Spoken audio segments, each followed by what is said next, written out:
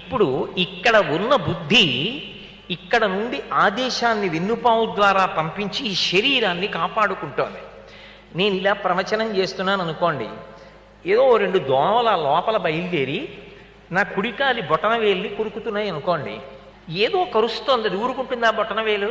నన్ను ఏదో కరుస్తోంది, బహుశా దోమ అయి ఉంటుంది, అది కరుస్తోంది, మంట పెడుతోంది, దురద పెడుతోంది అని చెప్పుకుంటుంది. ఎవరికి చెప్పుకుంటుంది? ఆ కష్టాన్ని నాడీ మండలం ద్వారా బుద్ధికి పంపిస్తుంది, నన్ను ఎవరో కరుస్తున్నారని. నోరుమొయ్యి, ఓ 2 గంటల ప్రవచనం ఉంది, 8:30కి నిన్ను గోకుతానులే అంటానా? అనను. నేను ప్రవచనం చేస్తూనే ఈ బుద్ధి స్థానం వింటుంది. ఎక్కడో కింద కాలి బొటనవేలు పెట్టుకున్న మొర విని, ఓ ఎడమ పాదమా నువ్వు కదులు, ఆ పక్కకి ఉండి ఎదురు చూడు, కుడికాలి బొటనవేలు మీద మంట పెట్టడం మొదలవుతుందంటే బహుశా దోమ వాలిందని గుర్తుపట్టు.